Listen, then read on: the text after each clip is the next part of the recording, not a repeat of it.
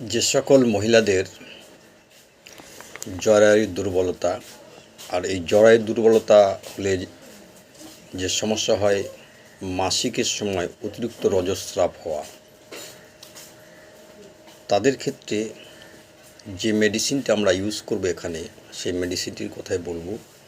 এবং খুব গুরুত্বপূর্ণ একটা মেডিসিন, সেটা হচ্ছে মেমারি গ্ল্যান্ড 3X এবং হেমামালিস মাদার। এটি 30 ফোঁটা করে দিনে 3 বার যদি খাওয়ানো যায় তাহলে খুব সুন্দর কাজ করে।